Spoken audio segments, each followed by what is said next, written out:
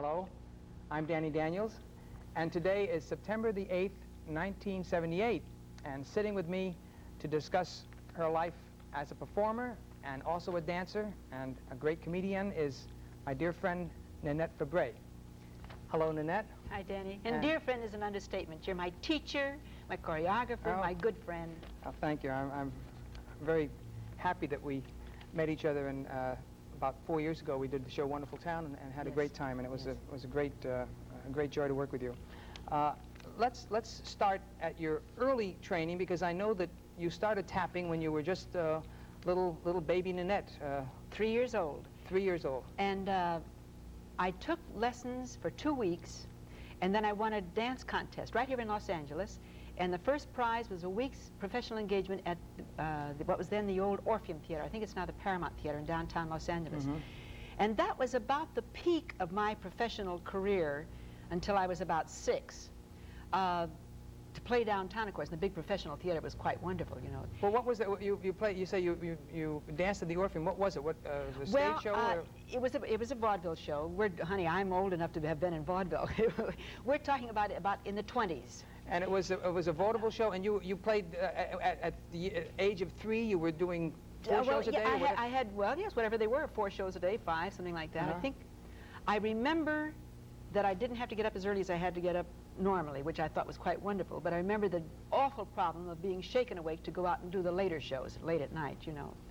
I had one routine at that point. I'd learned one routine it was at Christmas week. And I think the reason I won the contest was because they had a big Christmas tree on the stage, and I was doing a very simple little routine, and I was so tiny that when I did a little step, I went down and like this, backwards. You'll show it to us after on the dance floor. I did that and disappeared back under the tree, and all I saw were my little feet dancing under the tree, you know. And then I came dancing back out again. I didn't even know I'd gone under the tree. I couldn't even see it, you know. So everybody thought that was adorable, so I won the first prize, and I stayed on, and I was at that point a professional, an amateur for 2 weeks. An adorable little tap dancer. Yes. So since I obviously showed talent, Mother decided that I should continue with my lessons, and she wanted to find the best teacher that she possibly could find, and the best one wasn't available to me then at that point. That was Bill Robinson, whom I studied with later. But she did find a teacher named George Danbury, and he was from Scotland, and his whole premise of tap dancing was you and I have talked about this, Danny, was the old tap dancing where you tap just from the knees down. Your arms hung straight down and loose. Came from Irish, I think the Irish from the step was dancers, the Irish, yes. That's what he taught me, and all of my early steps that I learned were involved, intricate, terribly tiny little taps, all with the feet. And I know that in these later years, that when I go to your class, you've had this problem with me. You will show me some of the exercise steps that we do, and my feet and mind, which is interesting about how you get implanted with information through your feet when you're very young. The reason that young children should learn how to tap dance or learn dancing early. Or anything as well. Or anything early, yeah, right. Is because you never forget it. That's right. You would be in a class, and you'd be showing me some very nice kind of wonderful, intricate little combination, and son of a gun, there was no way I could do it your way. My feet did it. Oh, you have a body way. memory, and it's just I had to learn a routine to do a number with Gene Kelly, and it was very simple, which we did on a television show about 9 months ago, and it was very simple, but it was so difficult for me because there was one thing just a little different than I've been used to doing it, and it was a unison dance, and it had to be done exactly as he did it, and I had to do it exactly as he taught it to me, and it was an experience to try and get my body to do that, because you have a body memory, and it just doesn't want to change. That's right. You know, I think later it'd be fun to demonstrate some of those steps to show the difference in style and how they sound the same, but how the feet don't do the same things. You know, how they unless you see it, break them down slowly. I think that would be an interesting thing to demonstrate. But I would like to show you later too some of the steps that I learned from Danbury. They were very, very involved, little intricate things. Then even to talk about my professional career makes it more important than it was in those early days. I really didn't do all that much. I did a lot of work, but it was small time. I know, but there was a lot of work around at that time, and a lot of it was small time, and it was a way to get experience, and you just wanted to work in front of an audience because you got better. You just That's right. improved your. For instance, I remember here locally, I was hired to do this one. I remember very clearly. A lot of them I don't remember. I have pictures to show you too later of dances that I remember a couple of them, but some of them I don't even remember what they were for. But it's fun to see what the style of the clothes were then. But I remember once I was hired to be Miss New Year's Eve, and I was supposed to come out through the curtains, and I had a big sash on, and it had 1920 something, whatever it was, and I was very embarrassed because that's all I had on, and was this great big bow, and Mother had let me sleep, you know, and then he said, well, now it's 11:45, and I was supposed to come out and break through a drum. They had a great big drum on stage, and I was to break through the drum, and when the spotlight hit me, I was to take a great big bow and do just a couple of little steps and then run off stage. I didn't have my tap shoes on, so I just to do something very cutesy, you know. So midnight came, and I burst through the drum, and it was dark. It was totally dark on the stage, and I could see the spotlight wandering around up across the ceiling like this, and then it passed me just once, and I came alive and said, ha, ha, ha, you know, and then the spotlight disappeared again, and then I heard all these whistles and things and people starting to scream, and they had raided it. Apparently it was a real honky-tonk place, and some policeman came and picked me up and carried me off, and I was arrested, along with a lot of other very naked ladies, you know.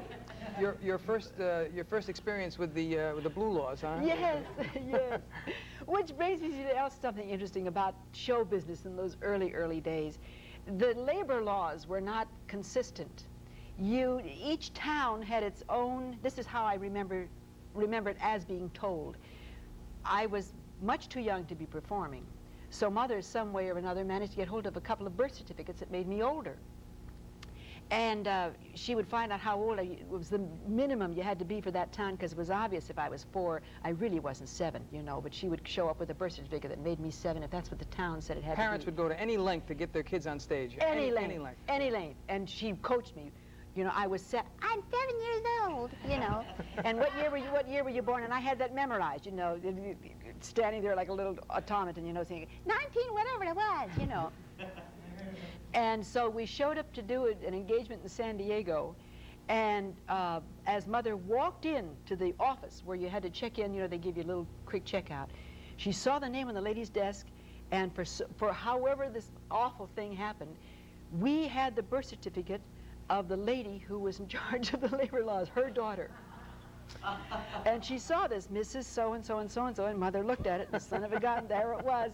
So Mother just said, well, my daughter's sick and can't appear this week, you know, because there was no way I was going to go up and show up as that lady's daughter. You know, it's a freak. How did that coincidence happen? Who knows? Somebody went in and pulled a birth certificate, you know, for somebody born in October, but a different year out of it. Now, through the years, this is just fine to make me a little bit older, but what's happened is all these towns that I have played where I was 5 and 6 years older, they have my record that I'm 5 and 6 years older. So now you have to live with it. I live with it, you see.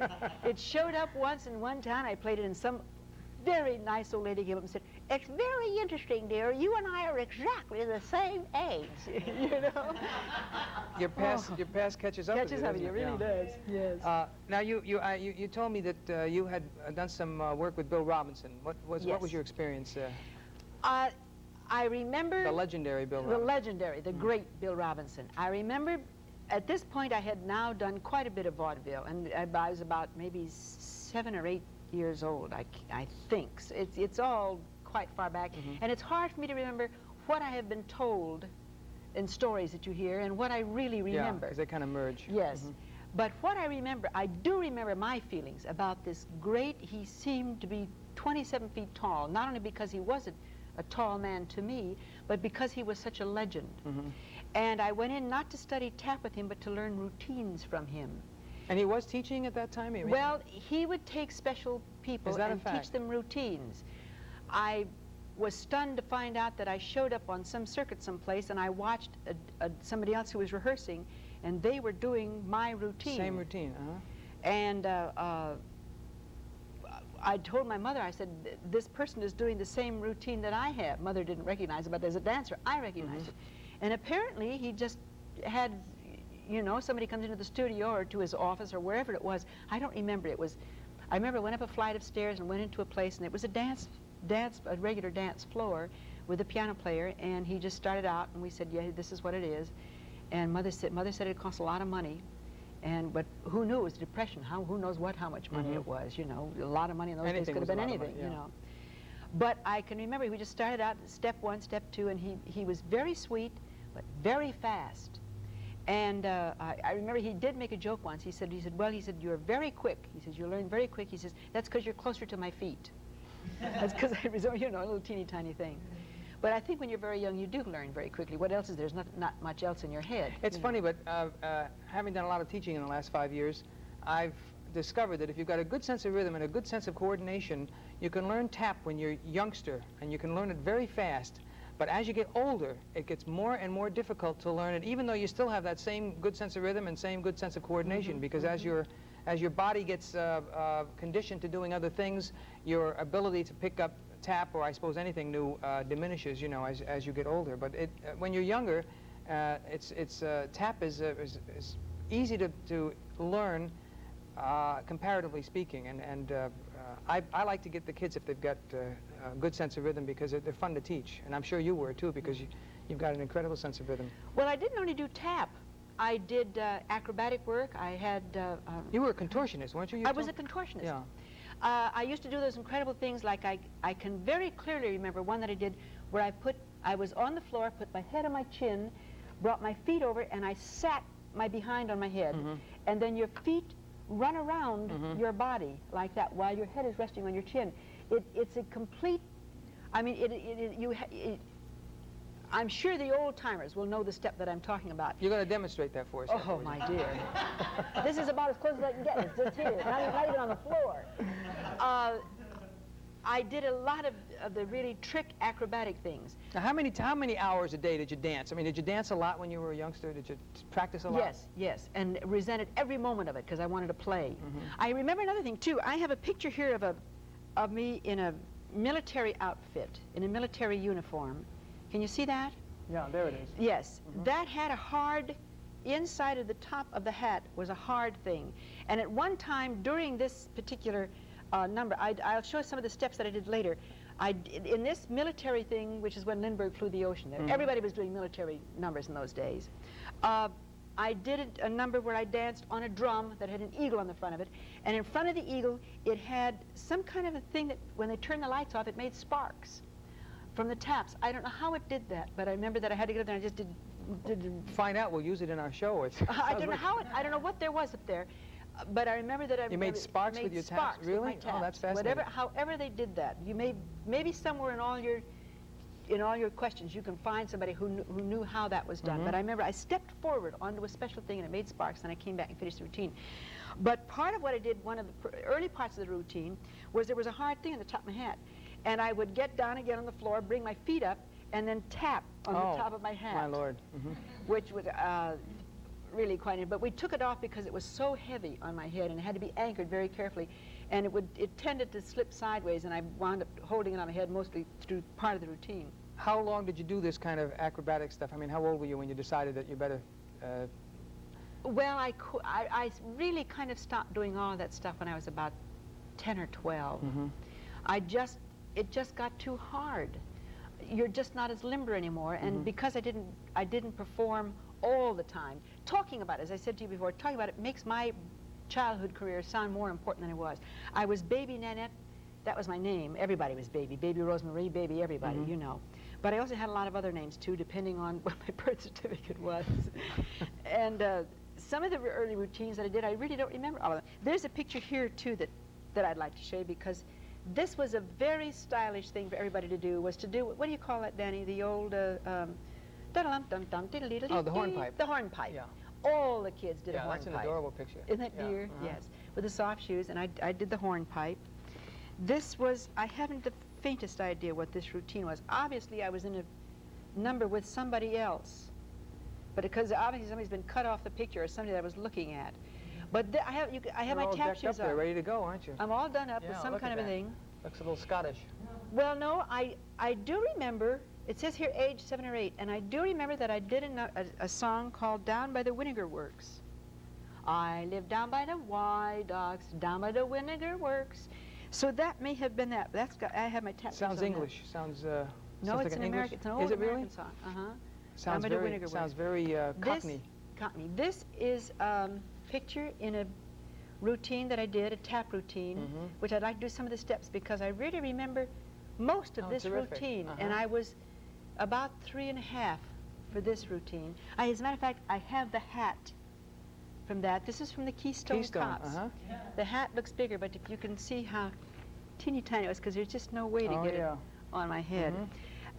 And that's the same hat you wore when you were... The same hat that I wore was 3 1/2. I have to explain about How did you manage to keep it through the years? I have no idea. The rest of the costumes, most of the costumes have disappeared. These things were all breakaway. And in those days, everything was done. There wasn't Velcro. Everything broke away. Snapped. Yeah. It snapped at the middle. The arms went in the uniform, so I could just step out of it. And then the pants snapped down the side. And you had a little... And I had a dress underneath. Military kind of dress? No, I had just a little straight little dress. And I did a soft shoe. A soft shoe that I had learned from Bill Robinson. Oh, really? Can you remember some of those steps? Well, they were all, the things that he taught me were actually all of the old classic soft shoe steps, all of them which had the regular break. You know, you do so much 8 bars and do a break, and you do 8 bar and a break. And 6 bars and a break. 6 bar and a break, 6 bar and a break. And then underneath that, that dress broke away, and I went into this thing where I did the contortion with the I see. walkovers and all the fast steps, so that I would run off and come back. And it was... Everybody in those days did 2 or 3 numbers. I introduced in Los Angeles, I introduced the song Ain't She Sweet. Did you really? She sweet? You introduced that song? I introduced here in Los Angeles. Is that a fact? It's the first I see. time it had been done here. I didn't introduce the song to the beginning, to the world, no. But I appeared with the conductor Rube Wolf, who to many musicians was a great conductor, and I can't remember what theater that was, but I remember the name. And I have some old records that he made from the 20s and 30s with the Los Angeles something orchestra. With all ricky-ticky-ticky, you know. You have introduced some memorable songs to the world, though. I know from some of the shows you did. A lot of Broadway shows. Yeah. Yes. Papa, Won't You Dance With Me? Yes. And I can't remember. I did 13 Broadway shows. And I tap danced in 2 of them. 2 or 3 of them, I can't remember. I tap danced in Meet the People. Oh, that's right. Yes, I had forgotten about that. Meet the People. Jack Williams was in that, wasn't he? Yes. No. Jack Williams was in Meet the People. Jack Williams was in Meet the People. Yes. And wasn't Peggy Ryan in that? Peggy Ryan. And she tapped in it, too, She tapped up a storm. And another little girl, Babs somebody or other. I just very vaguely remember, but I was out in California around the time, just before Meet the People, I think. So I knew all of those people, you know. Jack Albertson was in it, and he and another fellow did a soft shoe called that's the Same Old South. There was a lot of tapping in it.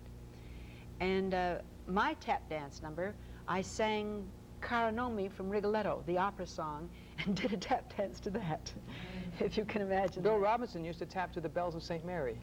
Really? Yeah, and when you think about it, you can see why, because it's all open. Da-dum, bum, bum, bum, bum, bum. It's all kind of stop time. It's built-in stop time, you know. Yes, yeah. And I know that was one of the songs that he kind of identified with. Danny, what about your early training? How did it compare to mine? Because we're about the same age. What did you do? I was lucky to study with an old vaudevillian when I was about 6. Again, I started very young, as we all did. Most of us hoofers got sort of caught up in the what was a kind of a nationwide craze of tap dancing, and being on the stage in vaudeville was just part of our that period, the way rock music is today, and the way playing guitars and having rock groups is today. Did you want to do it, or was that your choice, or did you get... Well, apparently I danced around the house a lot, and my folks thought I might have some talent, so they brought me to the local dance school, and I picked up very quickly. So yes, I liked it. I never resented it, and I never disliked practicing or anything like that. I sometimes wished I was out playing instead of practicing, but I always willingly did it because I knew that it was important for me to do it. For some reason or another, I just thought it was important. And so I studied from a vaudevillian by the name of Tommy Sternfield up in Albany, New York, which was my hometown when I was very young, 6 years old, I think I was. And what was his style? Was he looser than the old?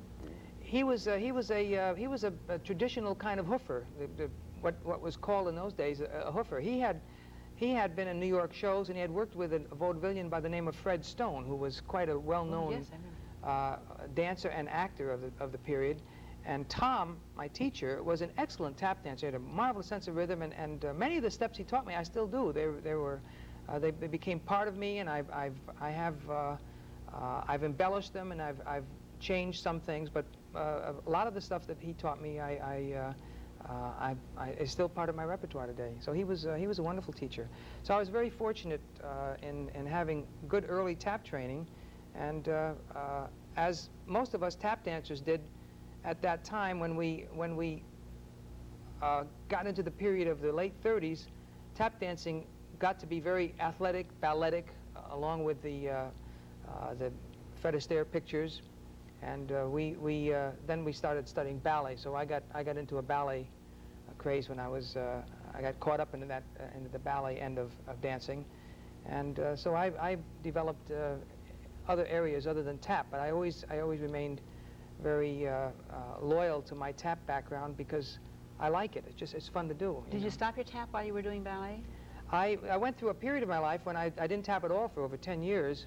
And of course, then I got caught up in choreography. And I must say that if I hadn't gotten into changed direction, so to speak, and gone into the field of choreography, I probably wouldn't have stayed in show business, because there was a point there where guys like me who were trained for a particular kind of stage work were hard-pressed to find work. There just wasn't that much work around, and I was raising a family, and so I had to earn a living.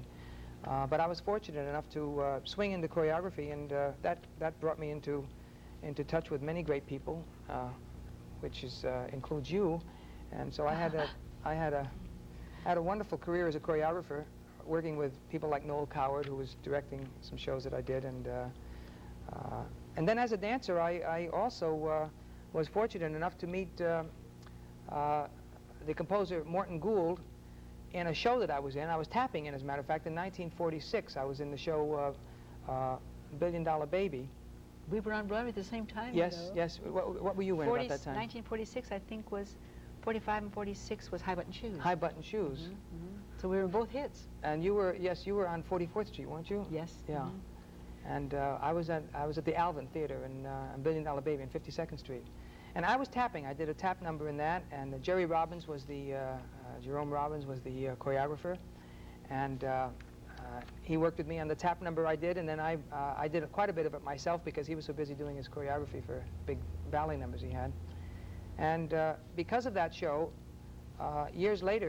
several years later, in 1952, I happened to have a chance meeting with Morton Gould again, and he was preparing a series of concerts and asked me if I would like to collaborate with him to do a work called Tap Dance Concerto.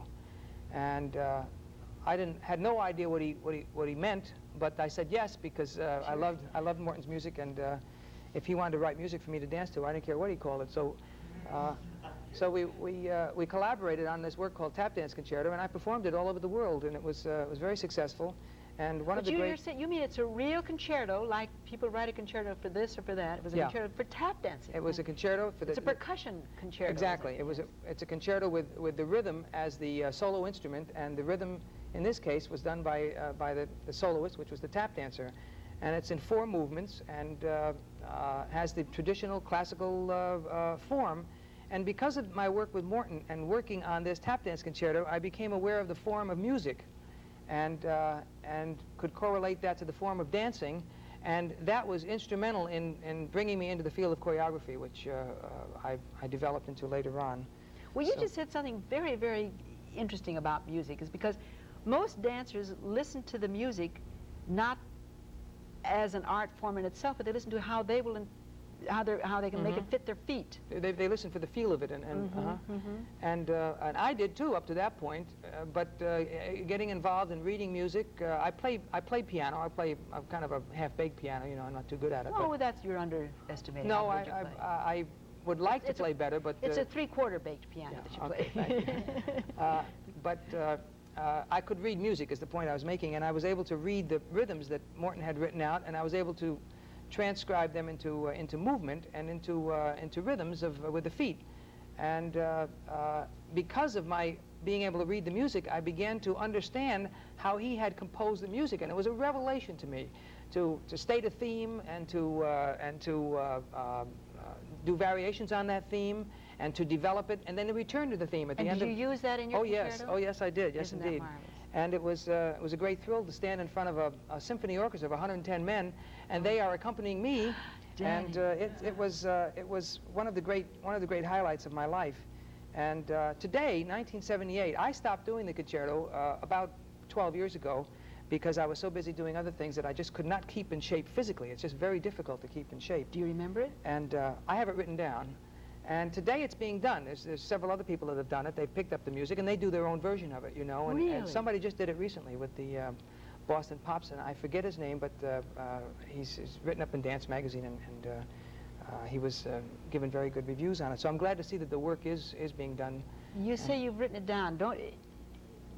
There is a calligraphy. There is a way to write. Well, there is. Everybody or did you has. devise your own? Everybody has their own system, and I've got my own system, and I can decipher it. And I think if somebody were given a brief introduction to how I put it down, they could decipher it too. It's very difficult to write down taps because you're not only writing the rhythms down, but you're writing down the footwork as well. You're doing either a step or a tap. You're either putting your weight on your foot or you're not, or you're putting the heel down, you know, and so on. Yes, yes. So you have to have a sort of a glossary to make you understand the It terms. boggles my mind just to think of, you know, just how to do it. Just to write out a time step must be just. Yeah, it's sometimes it's difficult to decipher, but if you work hard enough at it, you can. You're smarter than you like to talk at some things, know. yeah. Yes. Only at something. Let's get back to you again, if we may. I know you danced with Fred Astaire Yes. in the picture Bandwagon, and you didn't tap at all. Did you tap with him at all? Well, we tapped without Actually making a lot of noise, huh? It was just supposed to be a free. I did the number I Love Louisa with him, which was sort of like an papa thing. It was very free form. It was supposed to look very spontaneous and without tap shoes. But of course, everybody knows Fred Astaire, who's probably, well, the king, I guess you'd want to say. Oh, I would say so, yeah. I think it's generally conceded. And that very casual-looking thing that we did, we rehearsed about a month on it. Oh, I know he was a fiend. I mean, he's legendary as far as his wanting things just right and to get things perfect. So I'm very disappointed that I never got to tap with him with tap shoes on, you know. But we did introduce the song "That's Entertainment," which is sort of like a show business. Oh, that's rather legendary, yes, yeah. Yes, right. And I know you did the number where you were on your knees. On our knees, and the triplets number. Yeah, you told me the story. Would you repeat it for? Oh, well, the entire movie, The Bandwagon, which has really become a great classic at this point, was absolutely beset with probably some of the most terrible, difficult, emotional times that everybody in the picture's ever gone through. Fred's wife had either just died or was dying. Oh, boy. Vincent Minnelli was married to Judy Garland, and she was, if you remember, was going through the terrible emotional crisis where she was trying to kill herself every 15 minutes, you know, locking herself in closets, which put poor Minnelli into a state where he not only had body tics, but he had facial tics. And I must tell a very sweet and sad story about that. My very first scene that I had to do, it reminded me to come back to the thing about the other thing. If you can come in, I want to come in closer. I want to show you my first big scene that I had to do with Vincent Minnelli standing behind the camera. And if you remember now, he's in a very emotional, difficult state. And I said, I don't know, I told him, I said, I don't know anything about motion picture performing at all. I've spent, you know, I just had come in from New York to do, Arthur Freed had just signed me to, as a matter of fact, interestingly enough, to do all of the new Judy Garland pictures. And I was to become the new Judy Garland, the big screen, you know, musical comedy star. So I'm doing this scene with Vincent Minnelli, and I said, I don't know where to look. I said, where should my eyes go? I know I shouldn't look at the camera, but I don't know how to do that. I said, where should I look? He said, I'll stand right by the camera right here. And he's telling me, he says, and you watch my face. And he said, and I know your lines. And he said, and I will show you. He said, now when we come in close, he says, you know, you don't use your face as big for close-ups as you use it for far-away things. And I said, fine. I said, I'll watch you and you'll show me how much I should use my face. And so now we're doing my close-up, and I'm saying my lines, and I'm watching Vincent, and what I didn't realize is that Vincent has about 4 or 5 very interesting facial tics. So when we came to my close-up, and it's shown on the great big screen the next day at the what is it called? The Rushes, at the Rushes. I'm saying the lines about, I really do love you. But you have to understand.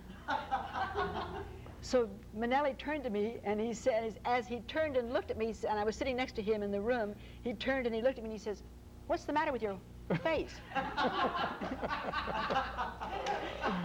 we had to cut that scene out of the picture. Couldn't use it. Anyway, I was just copying everything he did, and we cut that scene out of the picture. Back to Triplets. Back to Triplets. This was a number where Jack Buchanan, great European musical song and dance man, and Fred Astaire and I are 3 little babies, and supposed to be small children. They made plaster Paris casts of our legs. They tied our legs up. They tied our feet up like this. If you can come down on my legs, they tied them up this way with a thing around it, and then they took this and made plaster Paris casts of our legs, so that when we were on our knees, our legs actually were. We were dancing both on knees like that. Both knees. Well, if you have any idea how hard it is to think keep about your it balance, pains me. Yeah. to keep your balance with your feet tied up, it's almost impossible to stand up. Now, when anybody sees the picture, the most difficult thing that we had to do, and we'd shot it, it took us almost all day to shoot just that short little number. The most difficult thing that we had to do was when we took the cover off the high chair that we were in and jumped down onto the floor on our knees, the 3 of us, to not fall over. That was the most difficult thing that there was. To get a scene where one does this and jumps on their knees, the next one does it, one of us was always on our face. So they finally got a good shot of us where the 3 of us came down, and I was in the middle, with the fellows on each side. I could only do what I did because at that point I was still very young. Neither Fred Astaire nor Jack Buchanan could do it. But eager to make good on your new contract. A new contract. Yeah. I did, if you can see them in the movies, I did 2 bells. Bells are where you jump off the ground and tap your feet like that. And you do bells, tap your foot on the other side. Only because I was young and everything in my entire body, and foolish, and every piece of me was a muscle, including my head. I had enough muscle in my torso to get up off the ground. It's almost we could march a little bit. You can see, if you see the picture, you'll see that we're marching just a little bit. You have no need to plie to jump. There's no need to make a spring with. I got off the ground just by sheer stomach muscle, and I did 2 bells, one here and one here. And Astaire was very jealous and said he was very jealous of that. He wished that he could have been able to do it. But it was all right. It worked out all right. One of us did it. The number was difficult. We had to shoot the number because Jack Buchanan had had dental surgery, and one whole half of his face was frozen. And I had been practicing the song Louisiana Hayride the day before we were going to shoot. We were supposed to have shot it that day that we did Triplets, but we didn't. And the day before, I had jumped into a barrel and sliced my knee open. And so they put Novocaine in my leg to deaden it, and then they put me in this plaster. And you were all making a musical. We were making a musical. Poor Tony Martin's wife, Sid Charisse. I thought that she was a very cold and unfriendly person. She never said more than one hello to me on the 6.5, 7 months it took us to shoot the movie. It turned out that she and Tony were going through a terrible family crisis. He was losing his hearing, the same way that I lost my hearing at one point. And their home life was just a disaster. So that nobody on the picture talked to anybody. And this was one of the interesting things about show business, is that no matter what the crises are off stage, when you get out there to perform, you're able to do it. The only one of the picture that didn't have anything the matter with him, we thought at that point, was Oscar Levant. They had just brought him out of the mental institution to do this picture, and he kept telling everybody he was having a heart attack, and they kept saying, oh, that's just Oscar, he's having one of his spells. He really was having heart attacks, and nobody took him seriously, and he had a major heart attack after we finished the picture. So that's the background of probably one of the classic films that's ever been made. The studio closed down after that, not because it was me, but they fired everybody. The studios fired everybody, and there were no more great motion picture studios after that, you know, as we knew them from the old days. Well, that's like whenever you see something like Gene Kelly doing Singing in the Rain, he had 103 temperature the day that he did that. Did you know that? No. Yeah, he was so sick, he said he could hardly get to the studio that day. Really? But they were all set up to go, and they had the rain machines and all, and he just couldn't stay home. And it involved hundreds of extras and very expensive. And he did that number, and it's a classic now. The great classic number. Well, that's like with Broadway in the 40s when I was really coming up as a big star, big Broadway star. And I say that without any false modesty. I was a Broadway star in those days. It's in the record. The posters are still there. George Abbott called me in and wanted to talk to me about doing the high button shoes. And since I was in my early 20s or middle 20s, I had the choice of playing either the mother or the daughter. And he said, if you're smart, you'll take the mother because she has all the good numbers in the show. So it turns out that the boy who was playing my son was supposed to be 14 or 15, and I was only about 9 years older than he was. And he very quickly grew up and became a leading man, and it said in all of his programs, you know, he was playing around in Broadway, that I had been his mother, and here was this tall, big, wonderful big man, you know, and here I am still in my 20s, and I've got this, nobody believed me when I talked about my age. I have an age problem, you know.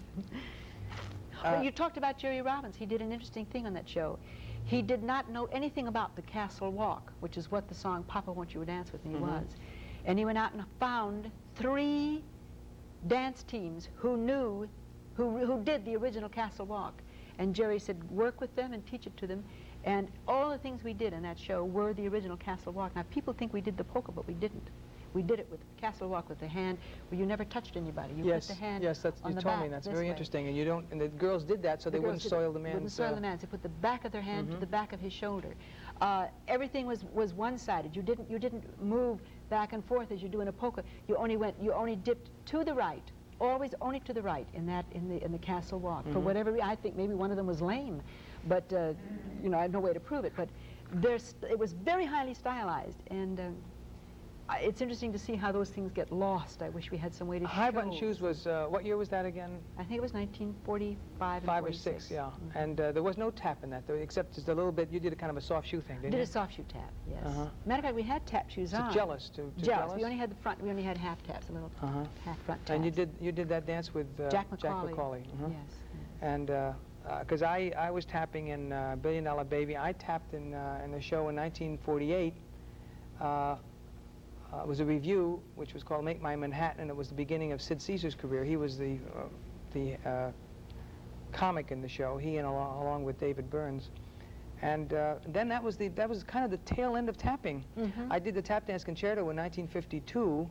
And that was late already. Yeah, but that was tapping. It was already kind of sort of on the it was behind us because it was the year of and the years of the Agnes de Mille's ballet and ballets in the shows. They were the big second act. Always had an Agnes de Mille type ballet. And then Jack Cole came on the scene and brought his Eastern jazz kind of choreography to Broadway. And tapping really kind of disappeared. And then there's been a rediscovery of it in recent years. And in 1967, I was involved in a show. Oddly enough, in my whole choreographic career, and I've been choreographing since about 1955, and this is 78, so it's, what is that, 23 years, something like that, yeah. You're not any better at math than I am, are you? 75. 23 years. Thank you. 23 years. And in that whole time, I never did any tap choreography because there was never any call for it. With all this tap facility I had, and I always wanted to do it, but since there wasn't any call, I kind of sort of went as the moment needed. But when I did the show Walking Happy, there was an opportunity then to do a clog dance, and I had special clog shoes made and did a number for 8 boys, and it was a tremendous success, and is being done today, as a matter of fact, as part of a group that are called the American Dance Machine, and they revive and try to preserve dances that were part of Broadway shows. But tapping is I think it's a kind of a staple of our American form of dance, as the ragtime music is, and I think it'll always be with us now because it's been kind of rediscovered, and it's sort of we've come to realize that it is American and it is worth preserving, and it'll never be as popular and as widely done as it was in the 30s and the 40s when the big Hollywood musicals were with us. But there's a place for it, and fortunately we're having a rediscovery of it. Can I ask you if we can get up and do a little bit of tapping on the floor? Oh, sure. Okay. I don't know, I'm not in very good shape, but I'd be glad. I know that you've had an accident recently, and I really didn't even think you were going to dance today, but if you could do just a few steps here and there, try yes. and recollect some I of haven't tapped in over a year because of that accident I had with the elephant. And you were tapping so good when you were taking classes too. Well, you know, it's something about, you're talking about the rediscovery of tapping.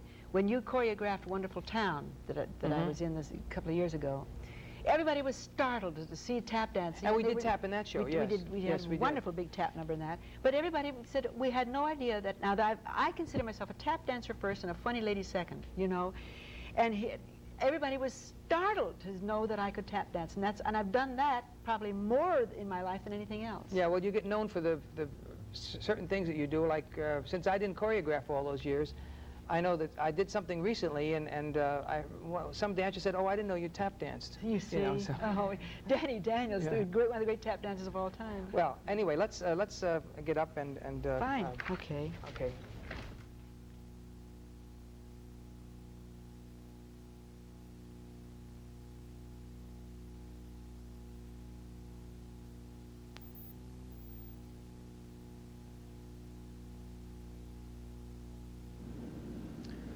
Okay, now, what do you want to do? We're going to go back to the beginning. Back to the beginning. Remember I told you about the first step dance that I did when I was a really little tiny kid with a military uniform on? You were 3 years old? Well, I was about 3 and a half. 3 and a half. And, I can't believe you can still remember that routine. Well, you know. Isn't it funny? You can remember something, you forget something you did 2 weeks ago, and something like that stays That's right. That's right in the old mind there. But what's interesting about that, I only remember certain steps of it. But it was part of the style from my first teacher, George Danbury, where everything was, where your hands were down, like this. I'd just do a few steps at a time. Remember, everything in those days was from the knees down. The knees down, and footwork. they're all very small, right, very small. This was done to the old song, American Girl, to that kind of stuff, on a big eagle. Just imagine I'm this big, and I'm on a big eagle, okay? Go.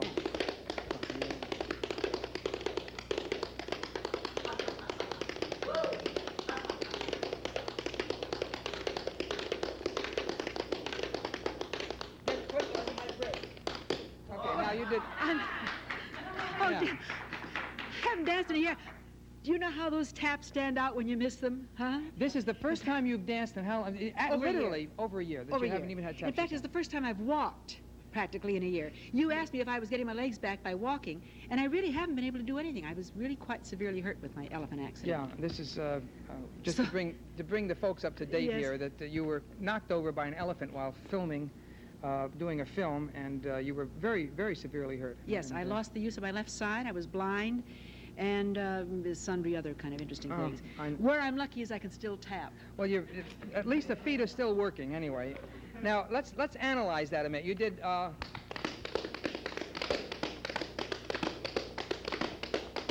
Then that's one side. Now you would do the same thing and start with the other foot.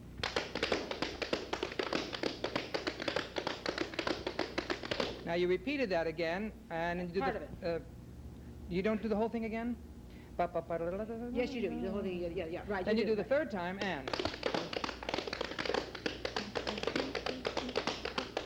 Okay. Now there's your break. No, there's a little something there to finish it up. Yeah, but that's part. I call that part of the break. Oh. You did this, the first part, 4 times, and then the break. The old break, yeah. And then this regular standard time step break, which is this. Again, Nan? Oh, you just do it straight. Yeah. And Well, 5, 6, 7, 8. 1.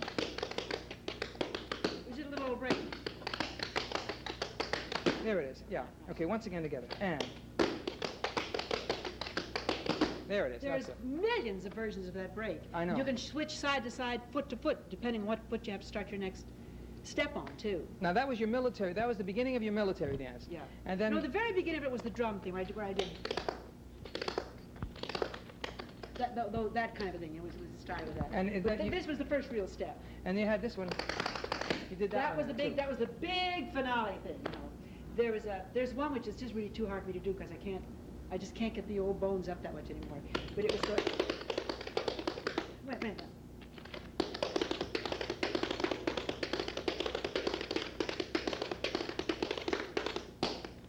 I almost did it, didn't I? That's that it. One That's went around it. in a circle.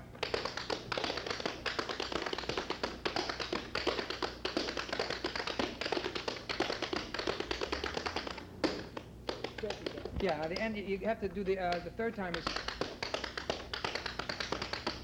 Then you have to start the break differently, because that's 8, and you got to go 1, 2, 3, 4, 5, 6, something like that. Something like that, yeah. You really learn to, when you tap, the audience really doesn't notice it. Other dancers see it. They're curious about how you make your switch, out of your break, and how you make your switch from a step to a step. The big thing about tap dancing, I've discovered since I've been doing a lot of teaching lately, is shifting the weight. And that's something that you must learn how to do. And we shift our weight so fast because we're accomplished tap dancers that we're not really aware of it. Now let's go back to the next thing, that the Bill Robinson steps. You had the soft shoe. You remember you said you did. That wasn't part of the Bill Robinson, was it? I know that you said. Yes, he gave me a soft shoe. Well, what was the routine? Do you remember some of the steps that he gave you that you said another kid was doing? And no, I don't remember. I think I had 3 routines from him. I had the soft shoe, and I had a real wonderful intricate foot thing, of which I only remember 1 step, and I don't remember all of that. Let me ask you something. This step, was that Robinson? Well, see, now I do that differently from you. I did it the way you do it, though. Oh. I think that. Oh no, you use your toes on that. You're doing. Yeah, I'm gonna do it slow.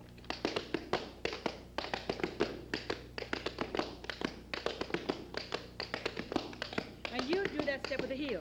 I use a heel at the end, and you're using a toe. But he used the toe because you can make it go out. Right. Yeah, and it looks better that way. Yeah. Boy, I got to think hard to do that because I naturally want to use the heel. You know? Well, this is one of the ones I had trouble with in your class because you broke it down for us, and I just could not get my heel to go down. The old foot went out like that. Right. You know? Right. The one that I remember, and I showed this to you in class. One day you were teaching us some kind of a step, and I said, let me go, and I went off in the corner to think by myself, and I remembered this much of it. But you said it's not even. You said the taps in it, the step was not even, but it's even when you do it enough because it comes out at the end. Right. It was this one, and which you I don't remember if you remember this one. Wait a minute. Hold my hand, Danny.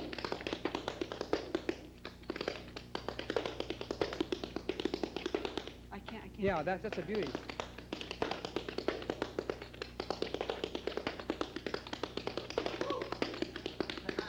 Yeah, and you have to keep going because it doesn't end It walks. It at the end of a 4 or the end of an 8. It ends like on 7, and you just keep going, and then it ends up at the end. Let me see if I can do it a little slower. I can't. There it is. Yeah, you're doing a toe heel and then a click as you go across. Well, I'm doing more. There's. There are. Oh, you're doing a shuffle too. I see. You're doing. There it is. Yeah. Yeah. Oh, that's a lot of taps in there. Yeah, a lot of taps. But it isn't even. Yeah.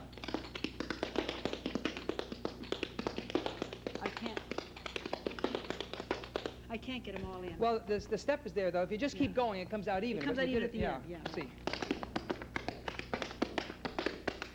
That's about as close as I can get to it. I can't do it. But you know, that side. I remember you aren't supposed to cross all the way over because you can't come back if you do it. Oh, you just hit the toe. I see. Yeah, it's you just cross, you go. You're doing that. That's right. There it is. Like that. Oh, I see. Yeah. Right, because otherwise you can't come back. Now, was that Robinson? Uh-huh. That was That was yeah, because he did a lot of things where he clicked his toes together, the heel on the toe, that. And that's hard to do because you're doing a double tap and then dropping the toe. So it's there. I missed it. Yeah, that's a tough one. These are my shoes from that period, believe it or not. These shoes have been remade, I would say 20 times. The only thing that's the same from these shoes is that they are the old shoe that had a steel back, and they don't make this kind of heel anymore.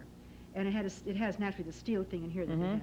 But you can see that the shoe has been completely remade. New sole, new top, new front. Everything on it has been ripped. The only thing I've kept is the back and the heel and the arch of it. And you can see what a beating these heels have taken through the years with just that kind of step. Isn't it funny how we get so affectionate to something like that? You know, you just don't want to. I must have spent $400 or $500 having these shoes remade. Yeah. You know. Let's go to the standard steps now. The time step you learned as. Well, I learned all the versions of it. Every time I took a. Every time I went to steal something, I saw another version of it. Can you remember the whatever versions you knew? Well, there's all the ones that you've shown in class. So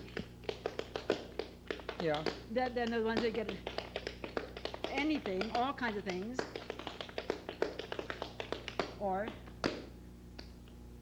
you know, go baby. Yeah. And you learned this as shuffle off the buffalo. And you do the cramp rolls. And with that, you do them the way I do them now, because that's because you taught me. But it took me a year to change my feet that way. You used to do them right, left, right, left. Right. Yeah. Yeah. Right. But you now do them either one side or the other. Yeah. Which is great. But it's good discipline for my head because they didn't want to go that way. Yeah. It's hard to change once you've learned them one way. It's because your body again gets into habits. Yeah. There were several. Things that, as you said about Bill Robinson, that he did because he had those wonderful ankle movements. He did the which is one of the things I used in one of the routines, was the nerve tap. Is that what you call it? Yes. What is it called? The nerve tap? That's what I knew them as, and I don't do them. I'm not good at it. Well, there's the one that your great friend Mr. Nichols did. Who's sitting over here? Who's sitting over here watching? Maybe we could get him to come. Fayed, would you come over and just give us that? Give us those. Do you mind? I know you're not warmed up. Because he does great. He does one that I've never seen before. Yeah. You mean the ankle one? Yeah, do the ankle one first. Okay. Pick up your foot so they can see. Oh. Now that's just done with just the ankle. Yeah. Yeah. Incredible. Now do the one with the whole leg. With the whole leg? Yeah. Now that's done with the heel. Now do it with just the toe. Oh, just the toe. Yeah. That's the one I learned from Bill Robinson. Was the one just from the toe. Right. When you and came around. He'd give it a little thing like this. Yeah. Right. Right. And he would make that go. He make it Go back and forth across like Yeah. that. And he'd do his hand like that. Well, he was really something, boy. Yeah. Right. He was something. And they were immaculate, like little bullet shots. Well, all of his taps were clean, and that was the hallmark of his dancing. He was just. And he wore those wooden shoes. He had the clog shoes. The clog I shoe. think the split clogs is what he used. Wooden soles, you call them. Yeah. I think and the heel. Right. Yeah. It sounds beautiful. Yeah. Doesn't it? Oh. Yeah. It's a much So better sound than clear. what we have. I have my old taps on these shoes, the real old taps, because the taps have to jingle to give that nice little Gives sound. it a little softer sound. Yeah. Softer sound, as opposed to just a hard sound, you know.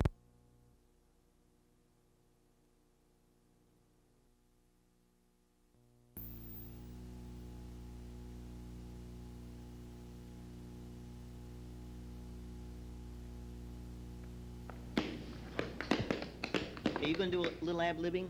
Well, I will, but first I'd like to talk about some of the steps that I learned when I was a youngster, and break them down very carefully so that anybody watching would want to see the mechanics of them will be able to look at them. First is the single time step, which I learned just as a regular time step when I was quite young, and came to know that it's generally called a single time step, and it goes like this.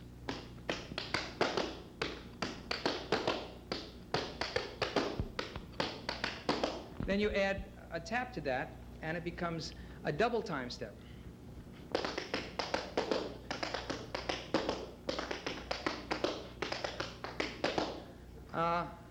Oh, you're right. I'm sorry. That's a triple time step. I don't even know myself. Getting ahead of yourself. Yeah. The single time step is 1, 2, 3, 4.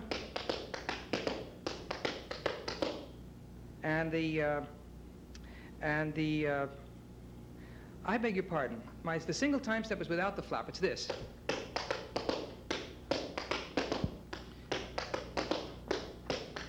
I'm going to turn around so you can look at it as a teacher would be teaching it to you.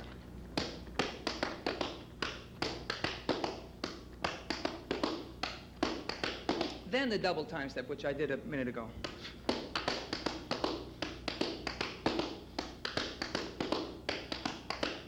And then the triple time step, and instead of doing the flap, you add the shuffle, and it goes.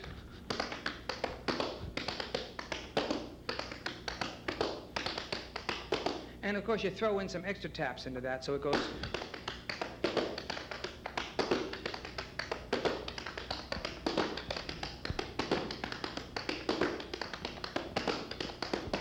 With a little break in the end. And then you add a wing to that, and it becomes a wing time step.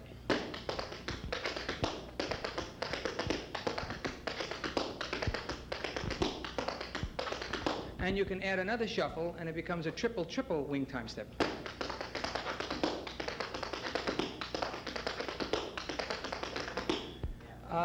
Then there are traveling time steps, and when I was talking to Gene Kelly on an audio tape, which you may have access to, he tells about the time step, which I call a traveling time step.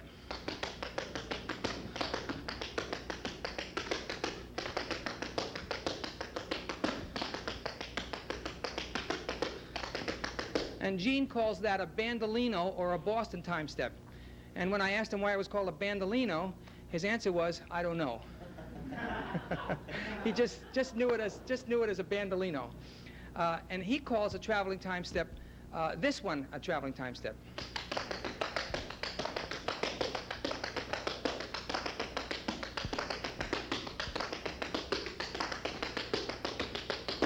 With the break on the end. What was next on the list? And what I call a cramp roll, and I think is generally referred to as a cramp roll by dancers around the country, is this. And I do it left, right, right, left heel. I'll show it with my back to you. Left, right, right, left. And a lot of people teach it and do it left, right, which I find awkward because I also do them when I turn, and doing it left, right, right, left accommodates the turn better. So they go like this.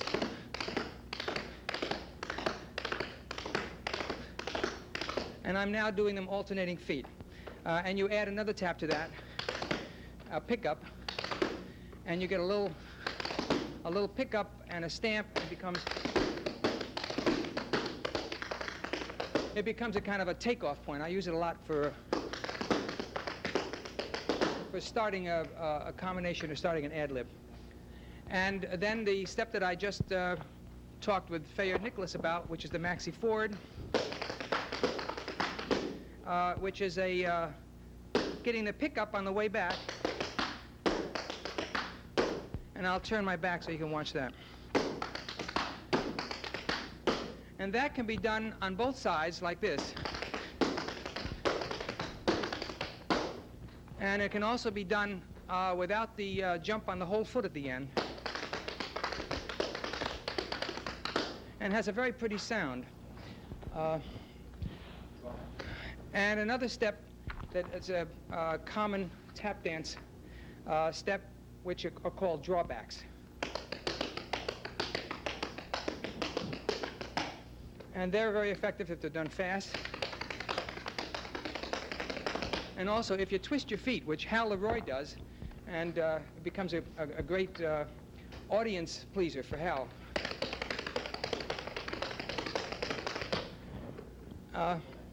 And pullbacks. Now, these are hard because you have to keep your heels off the floor. And what you're doing is you're pulling first the right foot, then the left foot, then you're landing the right, then you're landing the left. I'll try to do it a little slower. And done fast, they're done. They can also be done crossed like that, or they can be done in combinations like this.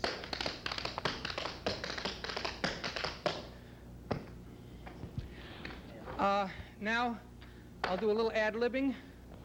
We'll see what comes out. Okay, a little music at the piano there.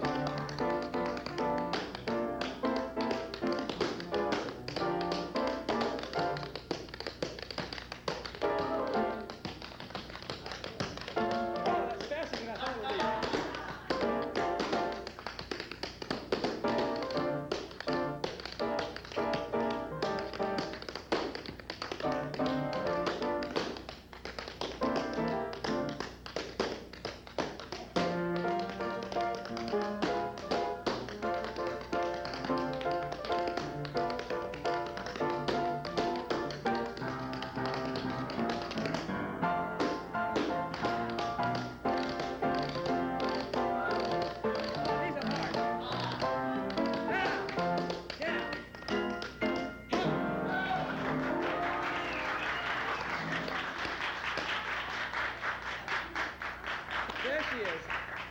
Okay, you can go out on me and I'll go.